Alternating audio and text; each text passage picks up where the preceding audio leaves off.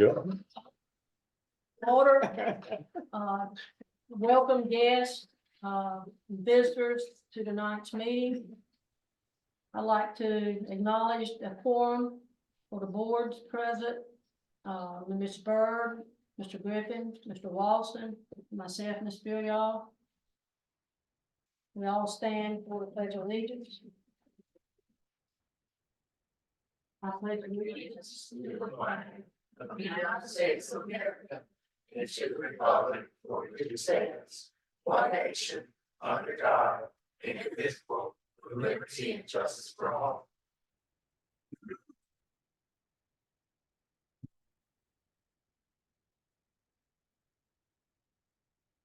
I'd like to welcome our staff that's in attendance this evening, Superintendent Bryce Marquez, Finance Officer, Raby, not here. Testing Accountability, Ms. Brown. And Transportation, Mr. Dockery. I'd like to have approval of the December 4th, 23 minutes. I motion to approve. It's for January 8th January 8th, and 26th. okay. January 8th, 24, And the 22nd. yes. Is that what you made the motion? Yes, sir. I'll second it. Everybody good? Good. Any opposed? Motion to approve by Mr. Walston, seconded by Hey, Mr. Griffin.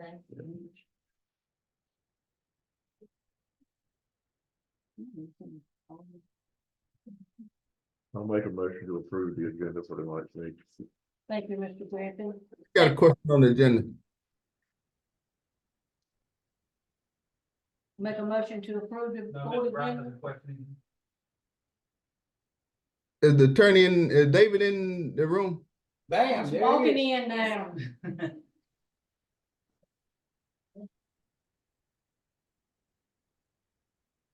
Can you hear me, Mr. Parker? Yes, sir. David, I sent you an email. Is there any way we can get that approved tonight? On the property you sent me, Yes, sir. I think we want to talk about that first. Okay, But yeah, I think we should talk about it in closed, and then we can look at maybe opening it up after. sounds good.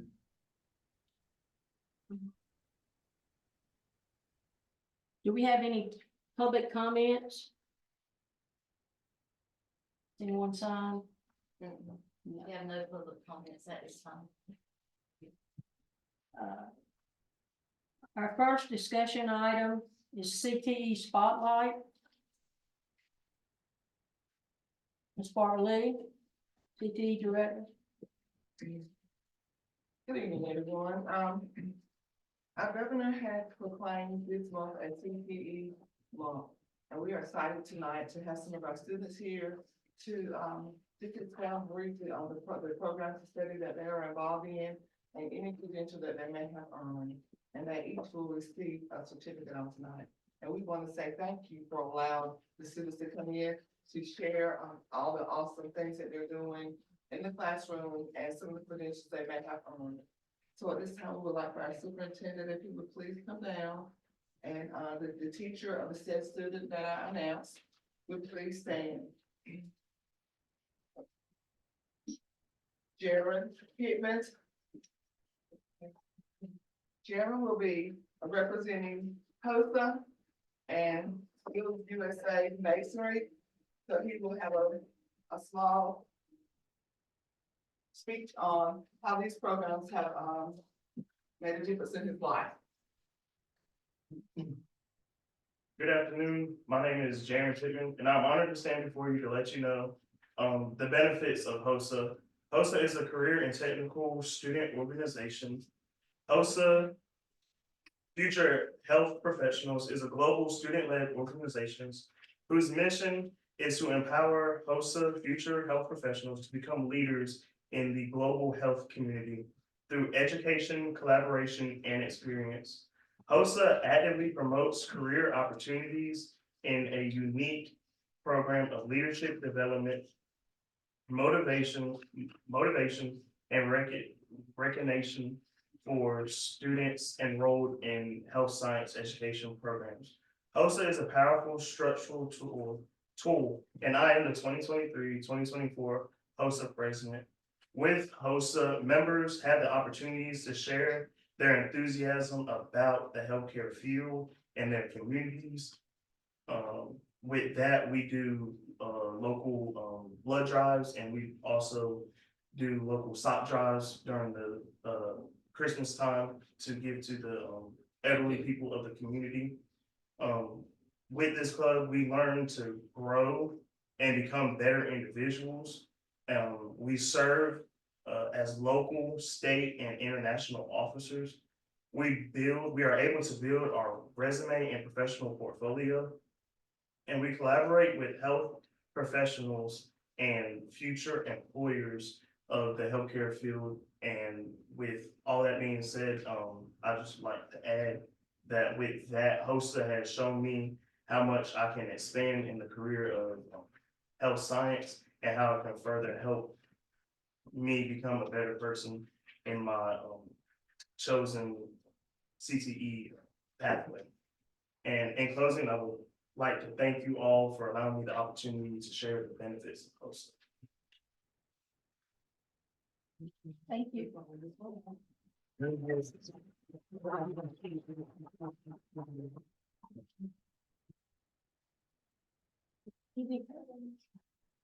Okay, thank you, guys. I would like to present to you, Miss Melanie Norizaga. She is our HOSA secretary, and she's going to speak to you guys about the credentials that are obtained in the health science department.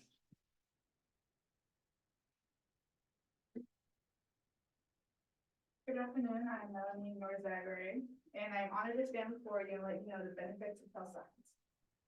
You can gain first aid, CPR, BLS, stop the bleed, and OSHA certification, prevent blindness, and become a certified nurse aide and take the health science courses while in high school. These credentials prepare students for the future increase opportunities for employment, validate knowledge and skills, demonstrate critical thinking, problem solving, and other soft skills. A certification can have a tremendous impact on our financial future.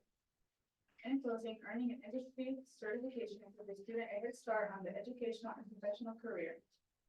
Thank you for giving me this opportunity to share, and thank you for your time. Thank you.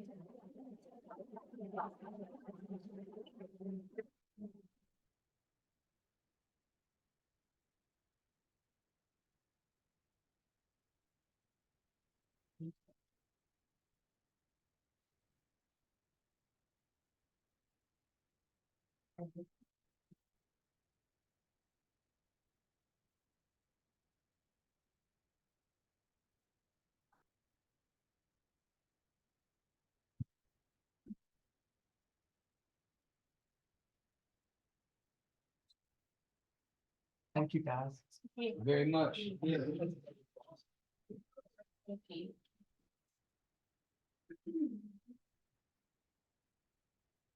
Next, we have the Skills USA Masonry President Gerald Pittman again.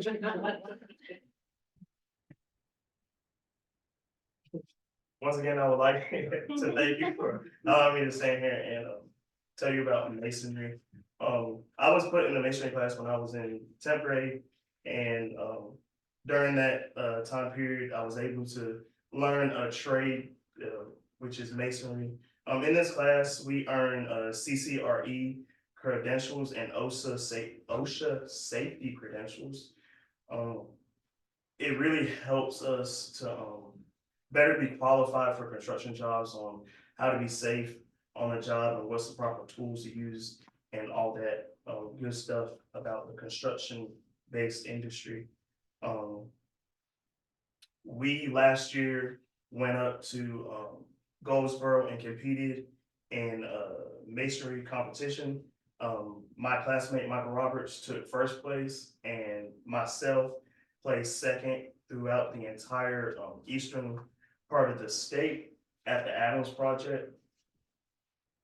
And these competitions just really helped all of us to become more competitive and to challenge and to be able to face any challenges that may come in life. This masonry class has really impacted my life because as Mr. Blanco is the teacher, Mr. Blanco not only teaches us about masonry, he teaches us all about life skills. There's not a day that I was in his class that he not taught us a life skill along with teaching us how to lay brick and how to properly lay the brick. And with that being said, I would thank you for this time.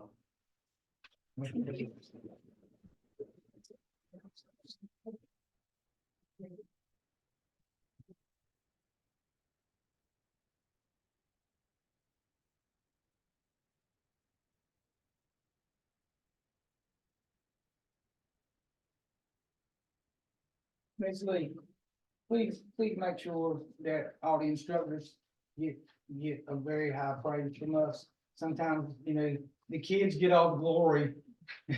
I'm just joking, but, make sure everybody knows that we appreciate everything done. Thank you, man. Yes, thank you. Very, very proud of them. Obviously, teachers are here tonight. We're so grateful for that. Thank y'all. At this time, we're gonna have, Alea Hudson and Anaya Orfield.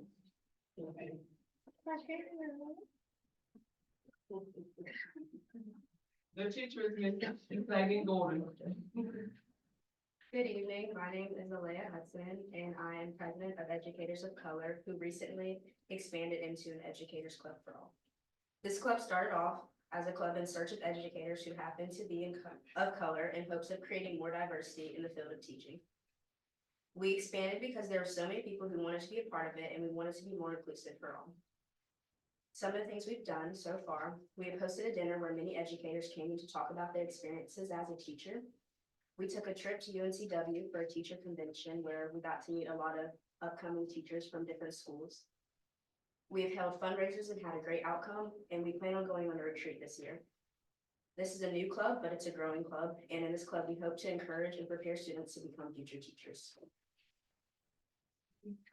Thank you. Thank you.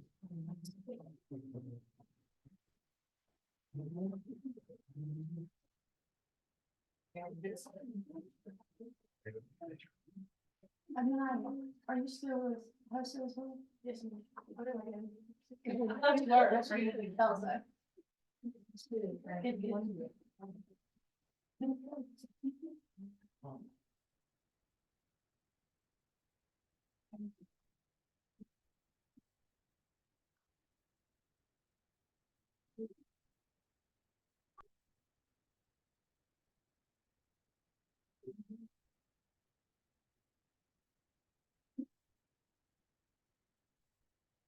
Good afternoon, my name is Mary Grace Murphy, and I'm this year's FFA chapter president. And I'd like to share with you the benefits of enrolling in agricultural classes. So I've taken Animal Science 1, and I've received the credential Youth for Quality Care of Animals. And this has helped me compare the similarities and differences between human and animal anatomy. I've also taken Agricultural Mechanics 1, and I've gotten my OSHA credential. I've learned how to lay out blueprints, use hand and power tools, and budget. I've also taken Horticulture 1. I've learned how seeds grow into plants. I've learned many types of soil and different types of growing structures like greenhouses. And ag classes and being an FFA have given me lots of opportunities for public speaking and leadership skills.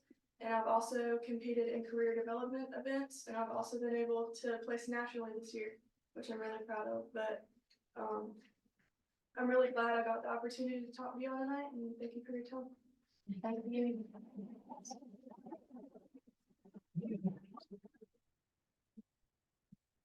The teachers are Mr. John Taylor and Miss Mary Murphy. Your jacket looks great. Thank you.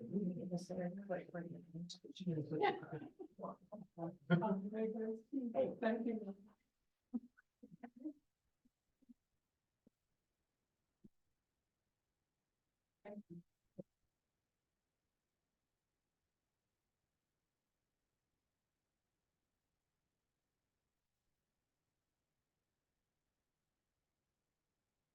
Bill Meadows, representing the automotive program.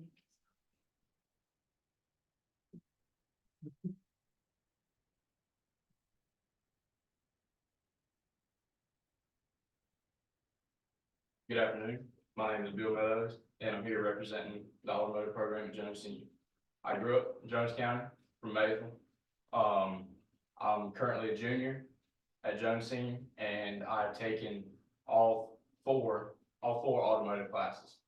I believe taking all the automotive classes really helped me better my future from getting hands-on skills and having more hands-on opportunities in the shop other than just sitting in the classroom. I think that's helped a lot with my development as I get older, and I believe everybody should be able to take an automotive class because that was the most fun I've had in a long time with the best teacher, Mr. Perry, and it has really helped me in my future. As of right now, I am currently enrolled in an internship through CTE, working for Mayville Public Works. And it's really helped me develop those hands-on skills to adapt to the real world, how the real world happens and everything like that. So, and even in the shop, we've done everything from tearing down an interior to rebuilding a motor to swapping axles out. Nothing you can do on the side of the road. So I believe the automotive program has really helped me better my future. Thank you for your time.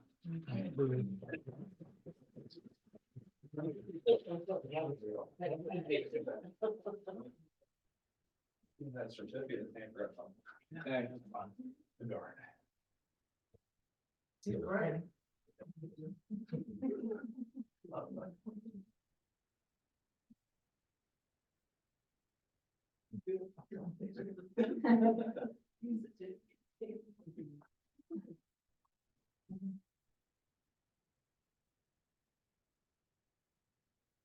Right.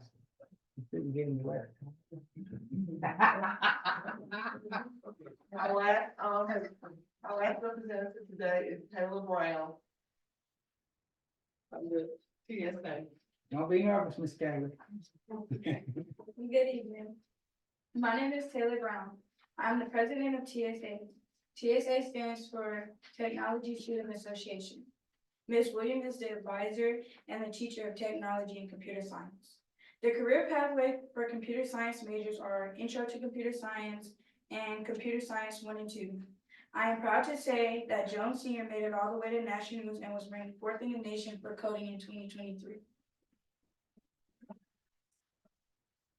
This year, we are planning to go all the way to national news again. Thank you. Taylor, you said the fourth national? Ranked 4th in the nation for Okay. coding. All right, thank you. And there you go. Good job, honey. Thank you.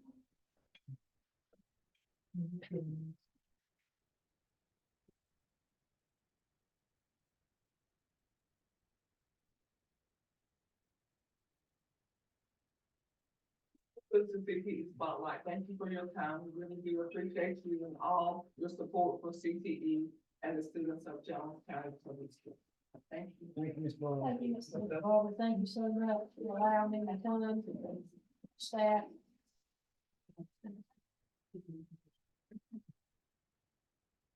Ms. Candace, before we get to the next one, just to make sure you acknowledge that Mr. Nolan is present and Mr. Brown via phone. Okay. Item B, proposal of 8-man football.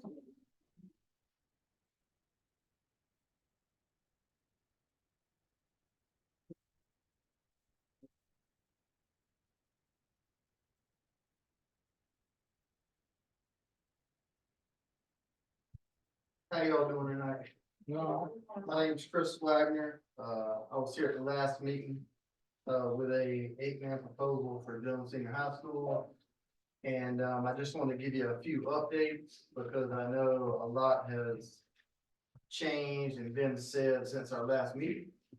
And I want to kind of eliminate some thoughts you might be having, some things you might be hearing, and just give you some more information. Since our last meeting, our head coach has resigned as our head coach. For, family reasons. So we are in the process of trying to hire a new football coach at Jones Senior High School. So I want to give you a little information about this hiring process because it was put up on the Jones County website. We have had 17 people apply for the head coaching position. And I thought it would only be fair that they know that we're thinking about transitioning to 8-man football from 11-man football. And would it deter them if they were coming to Jones Senior High School and we were gonna have 8-man football? 14 of them said no. They are willing to coach an 8-man football team. 14 of the 17. They were contacted by email, they were contacted by phone. So all 17 of them replied in some way, were talked to in some way. And 14 of them said it wouldn't bother them at all to coach an 8-man football team. But just want y'all to throw it out there. So there is interest in coming here to coach football. A 4-person committee, we're forming that, and we're gonna interview roughly 6 to 7 applicants. And the only reason why we're not gonna interview all of them is because some of them are just so far away. I mean, we got people from Michigan, we got people from, up there in New Jersey. I mean, there's a lot of people from everywhere, and some of them don't have a teaching certification. They're not licensed to teach. And I think it's gonna be important for them to be in the building. So we're kind of putting them to the side, in case we absolutely have to call them. Some other things. So we know that people are willing to come here and coach. They want to come here and coach. They're willing to coach an 8-man football team if we move in that direction. So we know that. Since our last meeting, we went to a clinic. We went to an 8-man clinic. I took Coach Perry, I took Coach Boone, I took, Mr. Walson went with us. And I thought it was a really good clinic. And there was a few things that we probably didn't really need to hear as far as there's a guy from Barton there, but it was good to hear him too. But when we got to the gist of it, there were some really good things that we talked about that just pertain to 8-man football. And when we left there, the guy that ran it from Faith Christian Academy sent me an email with 24 schools, 24 contacts of their coaches, emails and everything. So if we do go in this direction, then we do have people to call and try to set up games. And all of them are inside a 2-hour bus ride that we got the list from. And then another thing I wanted to bring up was I thought it would be fair to our students to know that this might be a possibility, and if they're still interested even playing football, if we move to 8-man football. So out of the 8th, 9th, 10th, and 11th graders, both male and female students, there's about 28 kids that are still interested in playing football, even if we go to 8-man football. 2 of them are female. So there's about 26 male, 2 female. That whether it's 8-man or 11-man, it's not gonna bother them. One of them said football's football. So those are just some of the things that I was asked to bring tonight. I got a question. Yes, sir. Out of the 28, how many of them played this past year? About 20 of them. About 20 of them. And the majority of them, the interest is 11th graders that are going to be seniors next year. There were 8 males and 2 females from that category. 4 10th graders, 6 9th graders, 5 8th graders. And there was maybe it was 6 10th graders. I think it was 6 10th graders. But we're still would be very young. I'm still proposing it as a safety issue. I'm still proposing it as maybe we can grow and build some success out there and maybe transition back to 11 in the future.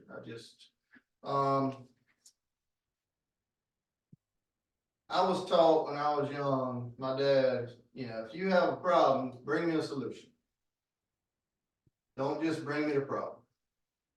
And I've heard some things from people in the public about, no, we shouldn't do this, blah, blah, blah, blah, blah, but they didn't bring a solution.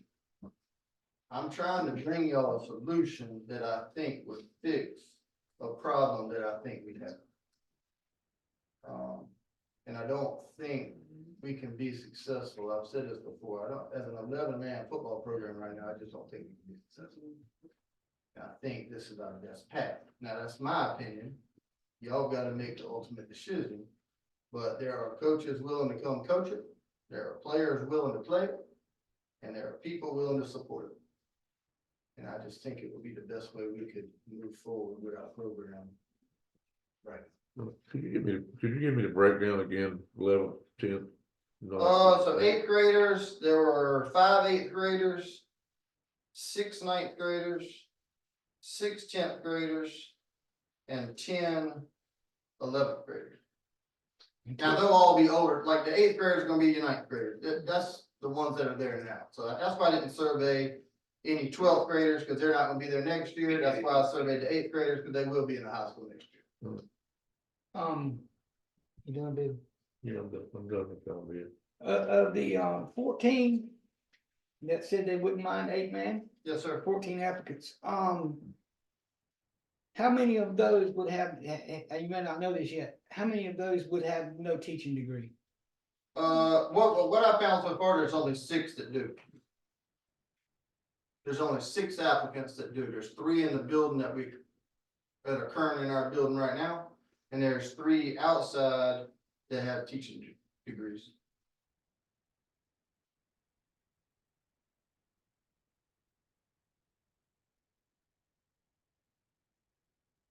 But what I found was, I just thought that 14 of the 17 didn't have a problem.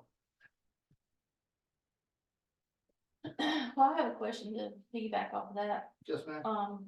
which might be for both of Bryce. So we're requiring a teaching degree. So where are we gonna, if we're offering a head football coach, obviously we're gonna give them a teaching position. Where do we have in our school to give a teaching position to someone who's gonna be coaching football? At this time, we do not, and that's why it wasn't posted as a requirement. Okay.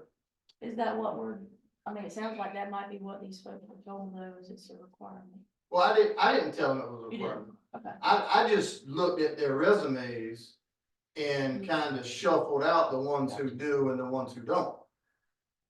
But I would have a hard time believing somebody's gonna move here just to be the head football coach and not work in the school. Now, I'm not saying they won't, because there are a lot of people who probably have, but I mean, where are they gonna? I think it's better if they're in the building, because they can monitor their kids. So They can see their kids. So I guess where I'm going with this is, so have we interviewed anyone yet? No, ma'am. No. So if we interview, are these people gonna be expecting a job that we can't offer them? Other than being a football coach? We'd have to find that out during the interview process.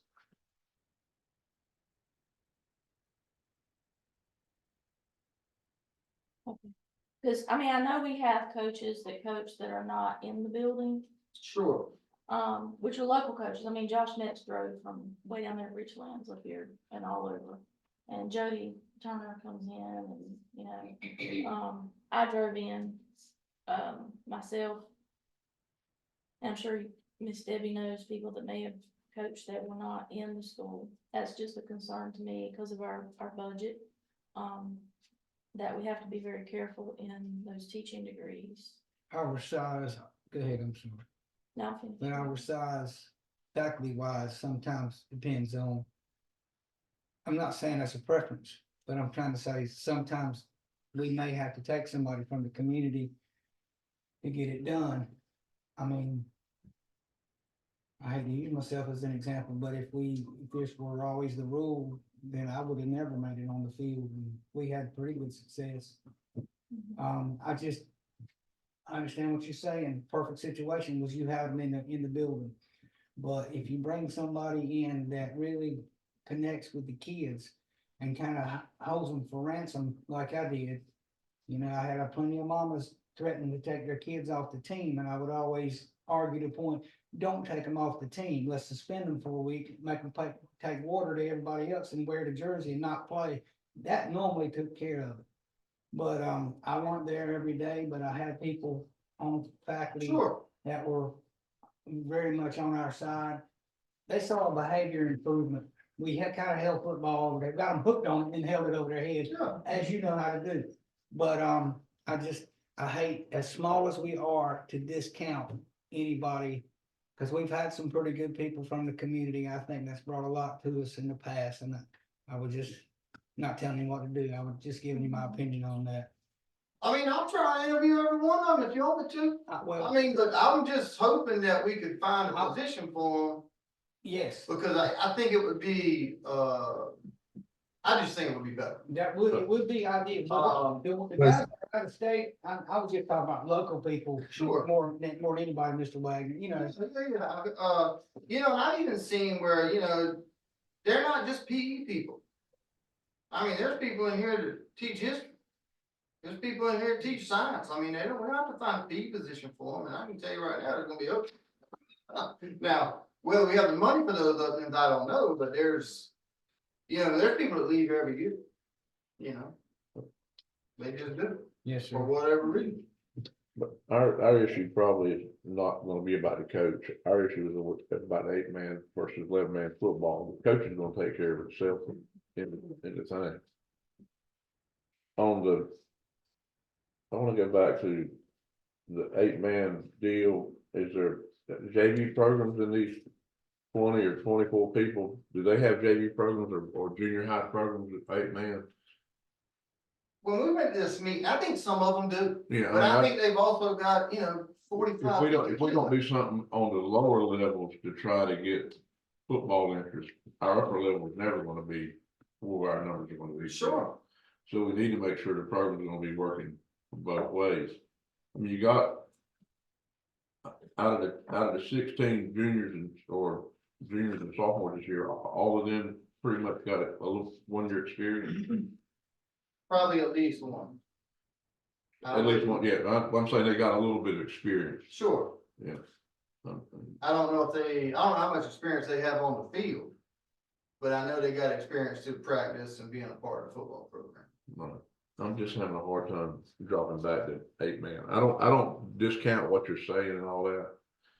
You know, but 28's getting on being a pretty good number, and you might be able to pick up 2 or 3 more. Well, this year they started with 31 and finished with 19.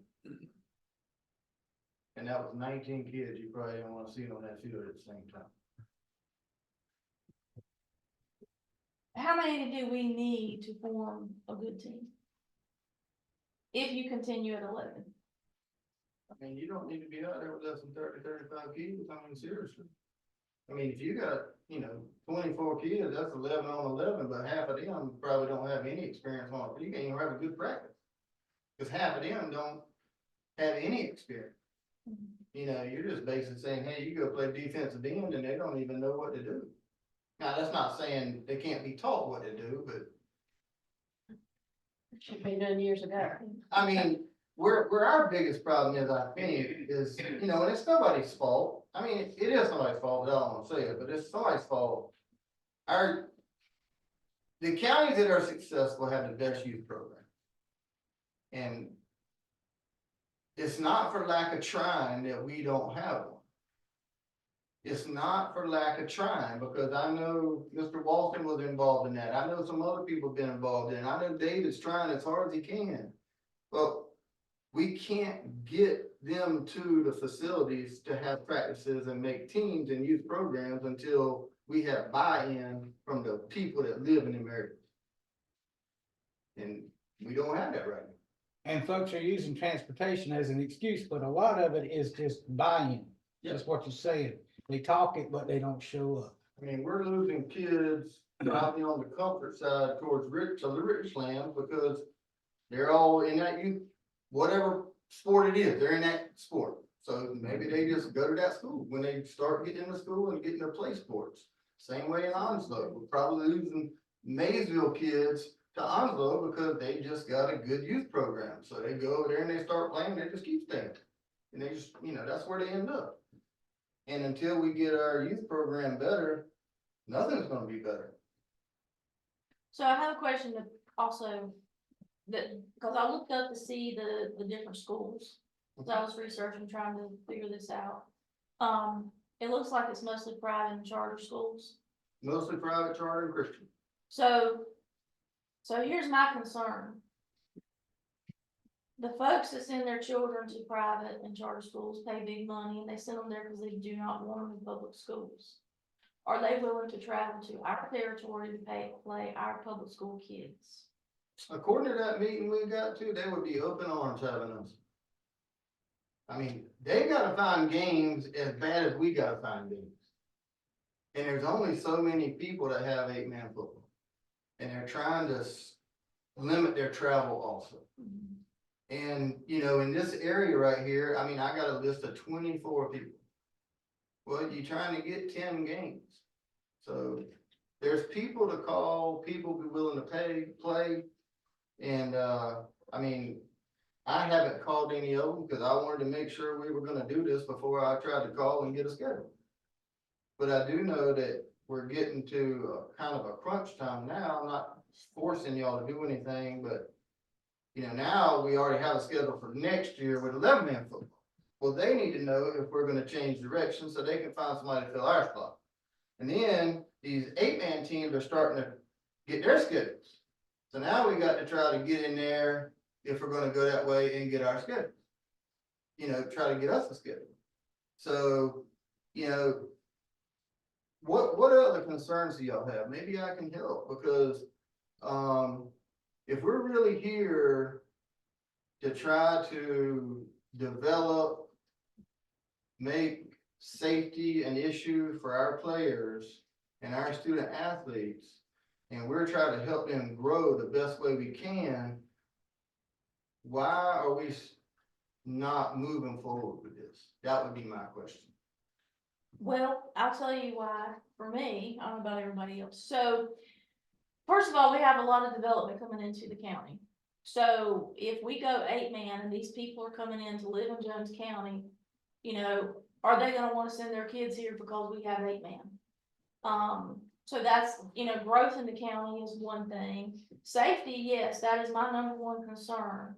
But also, I do know that a coach that the children respect and, the parents and the public respect can make a huge difference in who plays, how they play, and how much they put in. Not anything against, Coach Sellers, but I do know that there was ones that did not come that have played their entire life and did not play, because Coach Sellers was there. However, that could just be, it could be just like a personality conflict, who knows? But either way, those same kids are coming back to play this year, which are our bigger kids. So that's my concern, and I don't like dropping down and then having to work to come back up. And I just feel like if we get our programs back in order and build from middle school up on all these sports, we can stand out, because I've seen it happen. With softball back in 2021, my daughter played softball. So Josh Metz and Joy Wynn built that 2021 team from middle school, 7th and 8th grade. They went to 9th, they played for Jody, 10th, Letchworth. If COVID had not come, you would have seen they had won every game until COVID shut us down. So I feel like we're still coming back from COVID as well as grades.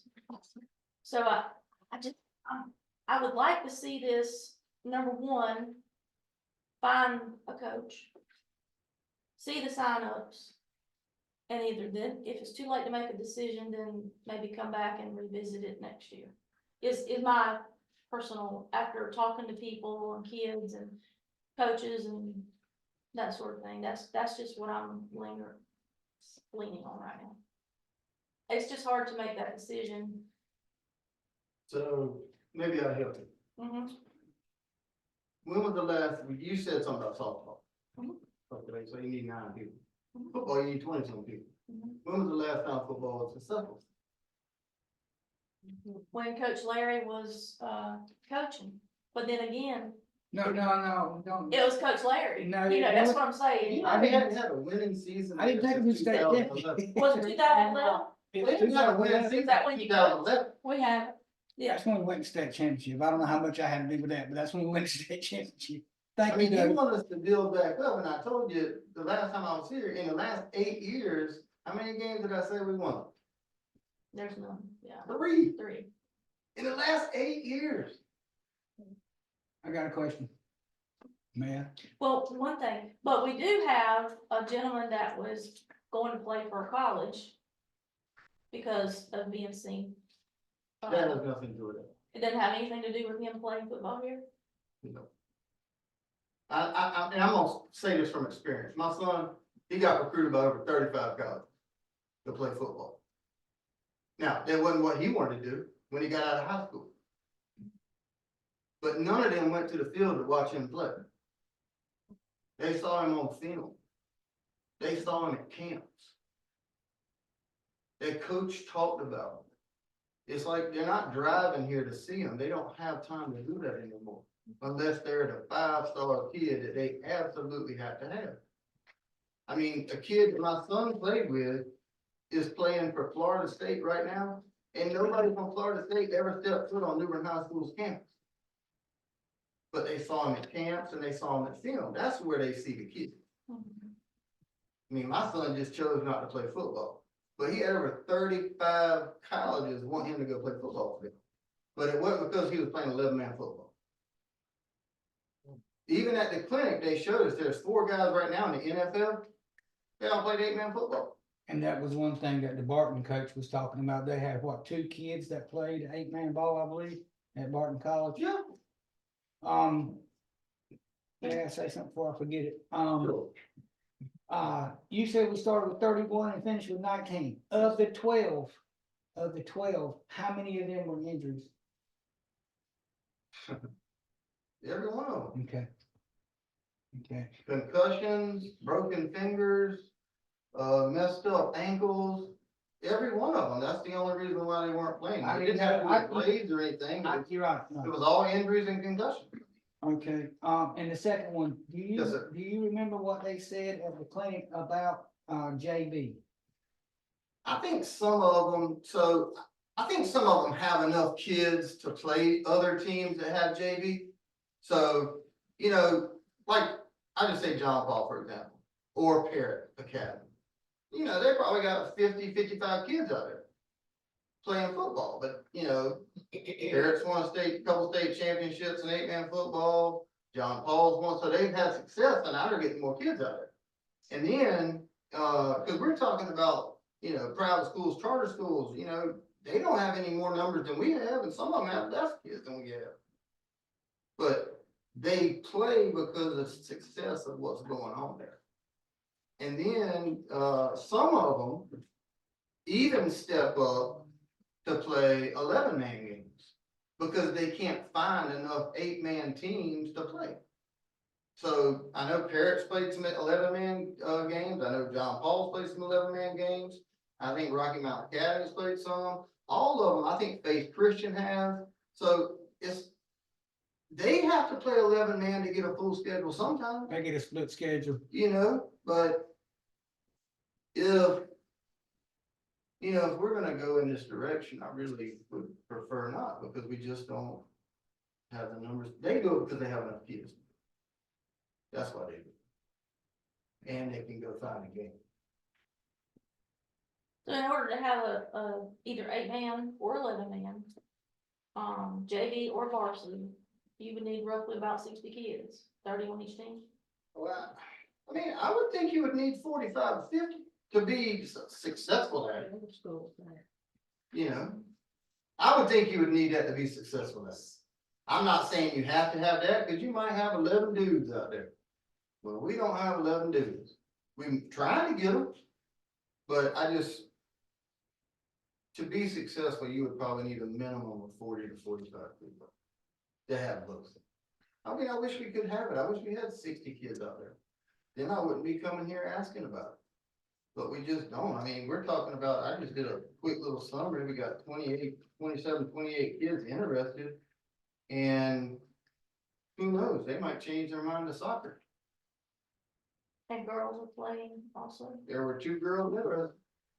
We had a girl on the middle school team this year. Yes. I would like to say this.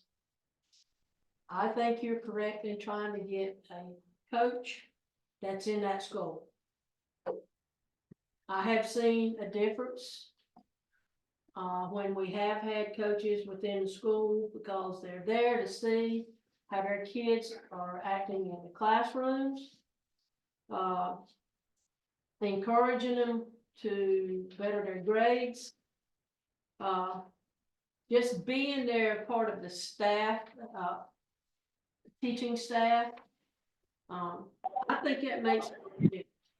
So I support you in saying that with that. I am also concerned, and I've said it even when I was AD, I am a person that believes in safety first.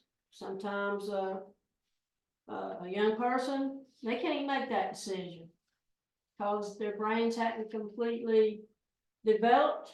Yes, they're ready to go. They've got that competitive spirit, but they don't always have the skills that go with that competitive spirit. I look at Miss Page, and her son was recruited. He played at Carolina. He played for Jones Senior son, and he transferred and played with Northside. That's correct. I know that the family pushed him, that there was videos out all the time. So that part of what you're saying, that is true. I've had 3 kids that play basketball at the Division I or Division II level, and they didn't have coaches to come see them. It was all about game film and stuff. So the points that you're making are very good points.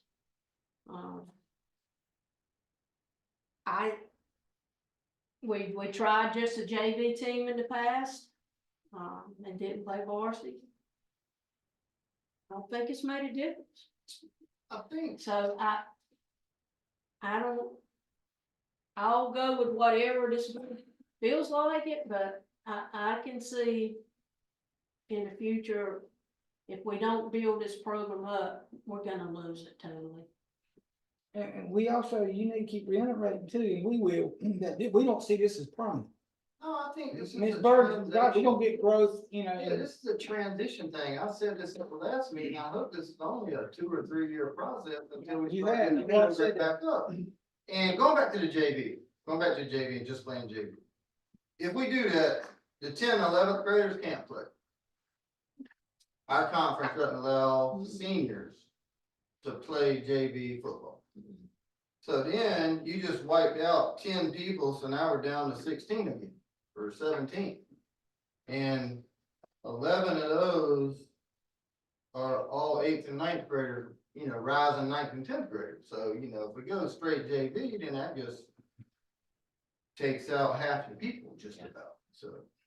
How if we go to 8-man, so we go to 8-man this year, how's that gonna affect us? As far as the conferences, it's setting us back into the league as 11-man.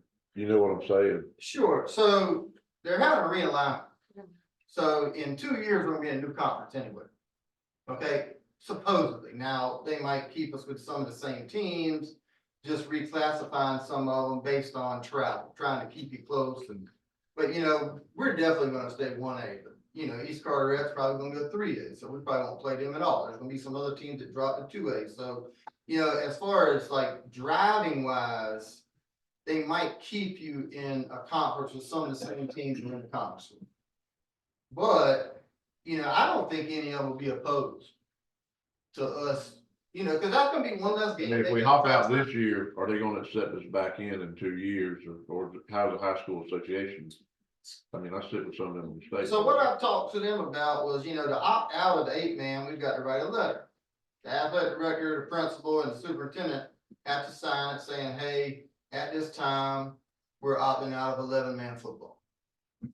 And then, if we want to go back in, we just write another letter saying, hey, we want to be back in 11-man football. And we're already going to be in a conference. So that's already going to give us half a schedule. And that's gonna give them a game that they don't have to find because now we're back into the conference. If that makes any sense. You just pay your dues. Yep. I mean, actually. We just send them some money, so they're happy. But are you, but let me make sure I understand, if we split schedule or go 8-man, we're not gonna be in playoffs anywhere, is that? Not for football, no, sir. Okay. Only for football, only I not for football. understand.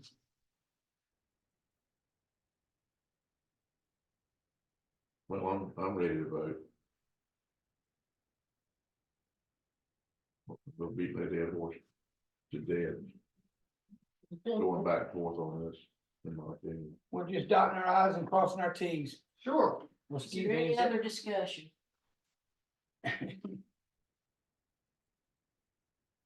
Is Mr. Brown still present?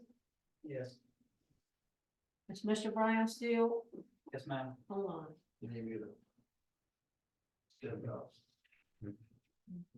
No. Okay. Do I have a motion to make a decision on 8-man or 11-man football?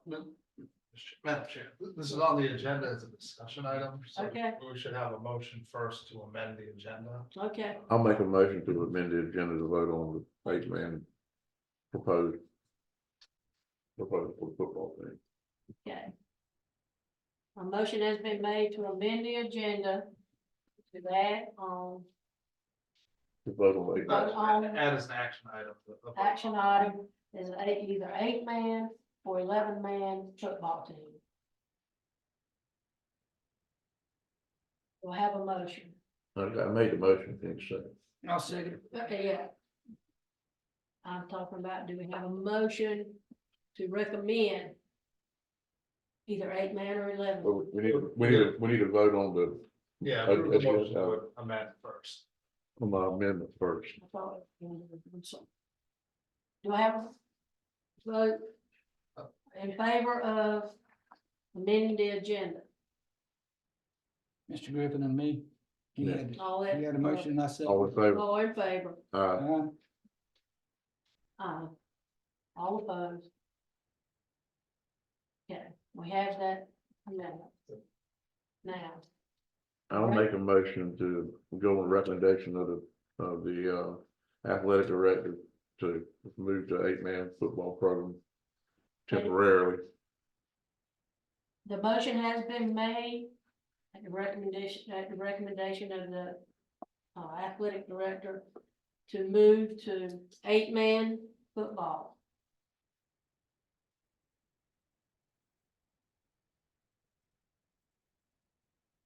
I make a motion to approve. Oh, we need a second. Need a second. At the risk of my house being burnt down, I'm gonna second this because I really gotta pay attention to the safety of what we're doing. And if we had 12 injuries last year with kids who were young, we gotta pay attention to that, in my opinion. So I'm gonna err on the side of safety, and I'm gonna second Mr. Griffin's motion. All in favor of 8-man football? Aye. Say aye. Aye. Mr. Brown, He texted me name. he what? He texted a nay. Nay. Is that correct, Ms. Parker? Nay. Nay, yes, ma'am. So we have 5-0.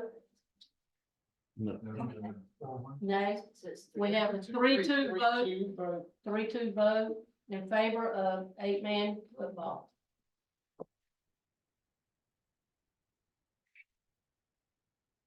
And I'm praying this is temporary. Me too. I know we all are. We really gotta focus on middle school. We do. Thank you, Chris. Thank you. Thanks, Wade. Appreciate all your homework. Thank you. Feel it. Thank you. No, you're welcome. Thank you. Thank you. Thank you. Thank you. I was looking at what's the next. You exhausted, old fellow? I'm looking at what's. Okay, we will now have department updates. Department updates, board members, that has been shared with you. To just highlight 2 or 3 things from the department updates. I would like to share that child nutrition and Miss Lisa Morton has completed on-site reviews of each cafeteria for breakfast and lunch. This is important. This is done annually. We were proficient and passed with flying colors at each school site. The Student Services and EC Department has opened an EC pre-K classroom at TES. It has been established and has been serving children during the month of January and this first week of February, and we're very thankful for that. Finally, in department updates, educational programs and accountability. Susan Brown and Janelle Engstrom have done a fantastic job reviewing student benchmark data. They've created priority standards along with the input of teachers.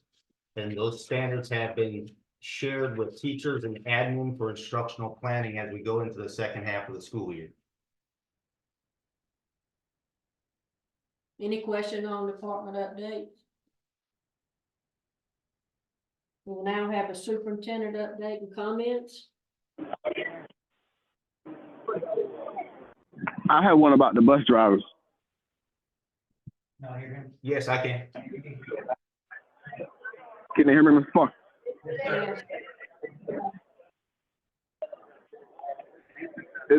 Do we have any update on if we're gonna hire any more bus drivers? I had a whole lot of questions, complaints, even had complaints from students this week that got left for a field trip headed to Raleigh. They wasn't able to attend because we didn't have a bus to come pick them up to bring them to school. Are we in the process of hiring any more drivers? Yes, Mr. Brown. This week, bus driver vacancy will be posted on Talent Ed. This will allow our candidate pool to increase. That'll happen by Thursday of this week. Okay, thank you. You're welcome. Any other questions? Not, we'll move on to superintendent update and comments. I just want to note though. Nutrition. I just have a compliment for Miss Lisa Morton. I was out at the school and I was very impressed at the high school with the meal that was served. I would have sat down and ate it myself. They had some grilled chicken and some yams and it looked like collards and yeast roll. And all the kids seemed like they were really enjoying it. And so I just want to compliment what a nice meal that looked like. And it looks like to me that the meals there may be improving. So I cook that at home, just saying. So I compliment Lisa in I'm very appreciative in what she's doing. And I'll definitely let her know too. Thank you. Mm-hmm. Let me note the oyster roast on the 23rd. FFA. I know there's other stuff up there too for the department update, but that's a good deal. Board members, I'm really excited because the first highlight is something that our community, our county, our families, and our teachers, our staff, and our admin should be very proud of. Our students have done a wonderful job. We are ranked 2nd in the state in graduation rate. We are tied with Chapel Hill Carborough Public Schools. And this is fantastic news that has been released just recently. This is something in our communities that our families need to be aware of and we need to be proud of. I commend our school counselors, our admin, and again, our students and our teachers and our families. This doesn't happen by accident. Thank you. Thank you. Yes, thank you. It's been a lot of hard work and it's very appreciated. It is School Counselors Week, so at this, I just remind each of you, if you have a moment to see a school counselor at a building, please just let them know we're thankful for them. They do so many things to support our students. A lot of times it's unseen. As Mrs. Lee and our students and staff mentioned earlier, it's CTE Education Month. We have, I believe, the best CTE department in regard to teachers in the state. They're 10s out of 10s. They're hardworking people. They're dedicated. And during this month, they will be holding a job fair. As Mr. Walston said, they will be having an oyster roast. They stay busy, but it's all in the mind of children and taking care of kids. And that's what it's all about. This Thursday, the job fair will be at Jones Senior from 11:30 to 2. This is an awesome opportunity for our kids to meet future employers. The board is welcome. If you'd like to walk around and see who our kids are visiting with and meeting with and hopefully interviewing with. The final highlight is the county commissioners have agreed to visit Comfort Elementary on March 1st, 2024. Myself and Miss Higgins will be the tour guides for the county commissioners. This will be the first quarterly site, so Comfort will be first, and then in the fourth quarter, we will be visiting a site that will be compromised between me and Kyle. But I'm excited because it'll give our commissioners an opportunity to see the great work our kids, our teachers, and our families are doing, and then learning and instruction that's going on in the building. I think that's fantastic, especially for them to see the buildings and know, you know, what we need to do for as maintenance and see what the kids are doing as well. So thank you for that. Yes. After highlights, looking ahead, a few things, you know, to put on your calendars, not only as a board, but as a community. We've also partnered with Jones County to Live to Lead professional development program. This partnership was paid through by a $40,000 grant. In working with Kyle, this professional development by John Maxwell will be offered to all of our teachers and our staff for free. This will give an opportunity for our school people to intermingle and network with county staff, which I think is necessary in bringing both of us together. And that'll be February 19th at the Civic Center, and that is from 9 a.m. to 1. Our principals are encouraging all of our teachers to attend. School data presentations. This is a time where our principals share the progress of our students. It's a great way to monitor. It's a great way to plan for ways that we can improve, you know, whether it be human resources or material resources, in helping our admin get the best that we can out of our kids. That'll happen February 21st in the PD Center. The calendar is currently being created. It's being worked on by Miss Susan Brown, Laura Parks, and Janelle Enstrom. They will create 2 to 3 drafts, which will be shared with teachers and administrators to vote upon. Upon that final vote and survey, the recommendation will be brought to you on March 4th. It's very interesting. The challenge for next year is that there was a very, very late Easter. And so they have options where there may be a spring break prior to Easter next year. So our teachers and students don't have to wait until the end of April for a spring break. That's very hard for our kids and very hard for our teachers. So just be looking for that on March 4th. And finally, another piece of excitement is we've scheduled town hall meetings at each school site with the recommendation of the board. They will not start until 5 p.m. We will have food for families that attend. This gives us an opportunity to explain to our students, our families, our community members, what is going right, what's going well within our school system, and to take any opinions or advice from the community. It'll be held at each school site, so we're representing every part of our county.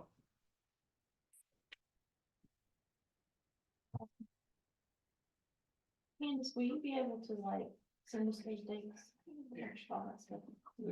Please, including the rest, don't forget it this year. Okay. And whatever else that I probably should attend. I don't really want to get on with these, any questions? Do we have any, Ms. Candace, do we have any public comments? We do. Okay. First is Miss Kara Dunn. If you'll give me 1 second. Okay. Ms. Dunn. A public comment statement, 21st. time for public comment has been established by the board during the period noted on the board agenda. In order to address the board, you must register prior to. Okay, comments will be limited to 3 minutes per speaker. Discussion, period shall not exceed 30 minutes at any regular board meeting set by permission of the board. The board is not required to and generally does not respond to any public comment or questions received at a meeting.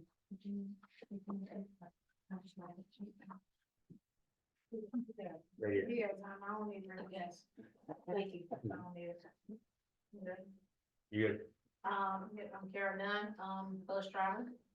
Try to say this the best way I can, cause I'm got something on my mind, but, instead last time I was here, I asked for bus monitor.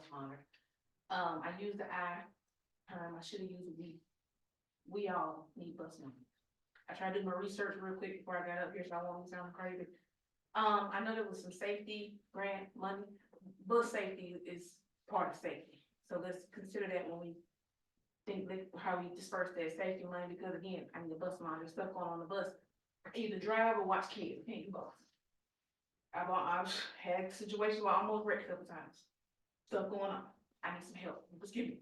We need some help. It's something has to be done. My mental health can't take much more.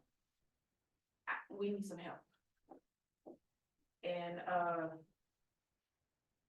probably shouldn't say this, but the town hall meeting, at 5 o'clock time, I'm not gonna work with our parents, so I'm gonna let you know, you might not get a big turnout, but.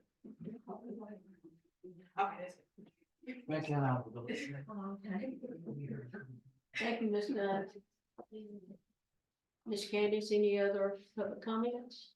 Brittany Meadows.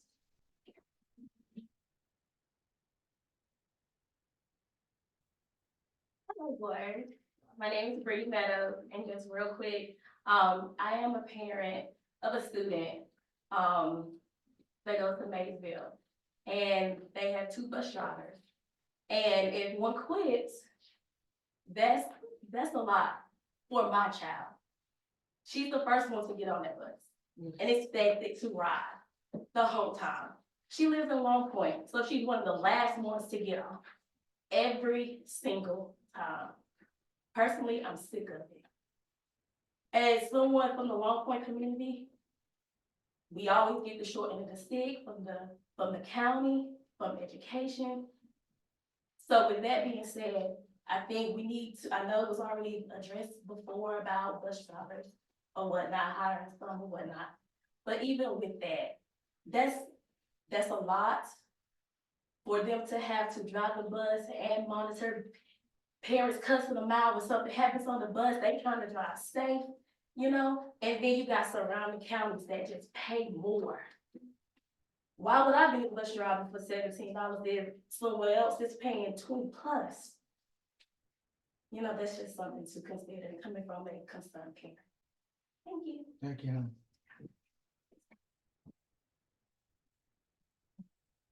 Ms. Donna Page is next.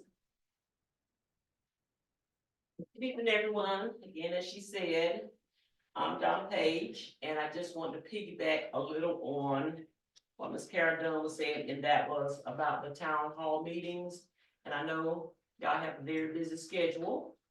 And I try to attend the board meetings as much as I can. And, Mr. Parker addressed when I came in, he said, I know you like to come to all the meetings. I said, well, I hear a lot in the community. And what I like to say is when I address people, I like to speak facts. I like to know what's going on.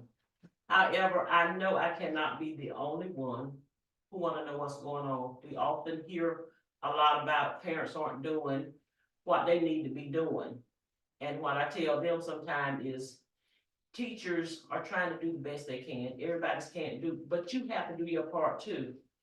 However, that was what I was gonna ask with these town meetings. Sometimes when I tell people, they say, well, what time? It's 5 o'clock. Well, I'm just getting off work. There seems to be that well, I can't say an excuse because some people are working. However, I'm not working, so I try to use my time wisely. I'm doing other things, but I sacrifice the time to be up here so I can still get the word out, to get other people other information. But I would like to ask for y'all to try to consider that, so at least that can be taken off the table, so people can say, now that has been opened up to you. Now you're 5:30 or 6 o'clock. Now you no longer have that excuse. Come out and get the facts for yourself. You no longer have to get up from Donna Page. Donna Page is gonna be there as much as I can, but it's nothing like knowing for yourself.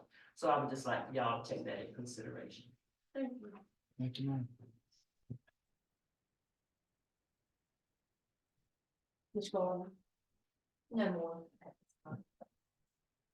Now we'll have, any board member comments, Mr. Lawson. I hope we've made the right decision with the football, and we got a lot more important things going on than sports, but that's a big decision to the community. And a lot of thought and a lot of work from board members and everybody else went into it. I know Mr. Wagner put a lot of time into it. But we appreciate the public's patience with us. Thank you. Mr. Griffin. I don't know that we made the right decision, but as much effort as they put into it and research, I feel like, it had to be the right decision for the time being. That's really all I got. It was tough either way, but we didn't need to keep spinning wheels. Ms. Bird. I want to say thank you to Coach Wagner for all of his information, his research, and what he presented, and I appreciate it. Like with anything, we can all agree to disagree. I just didn't feel I could make that decision at this time, but hopefully it will be a successful 8-man football. Again, I want to reiterate, thank you to Lisa Morton for those food changes. And I'm just really excited about the new things that are happening. And again, I want to thank Bryce Marquis because he's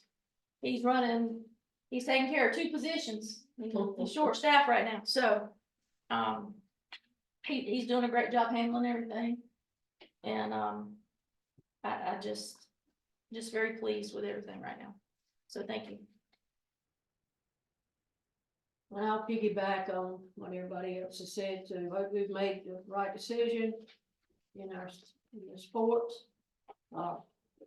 And getting that information about the attendance and the grades. I mean, that's impressive. So that's outstanding to our teachers and all the staff that's working with these teachers. Has it been announced about the? That has not been announced. That's something we can discuss a little later. There's no other comments at this time. It's, We got some models for you. Shimada, I'm sorry, he's out there. Yeah, only thing I have to say, I sent out an email to all the board members, and they're as well aware that we're the number 2 district in the state out of 115. That's the second in graduation rate, and had a community member thought that it should be advertised that we're number 2 in the state. There'll be a billboard going up on Highway 17 advertising that Jones County Schools is second in the state. So hopefully within the next month or so, you'll see that billboard going up, celebrating that we are. And I did reach out to ask board members, they would be willing to help with that. The guy paid for it out of his pocket. You can just check the email for more information. That's all I have. Okay. If there's no other discussion, we're gonna enter in, executive session. It's recommended by the board to convene in closed session pursuant to North Carolina general status 143-318, period 11, A1, A5, and A6.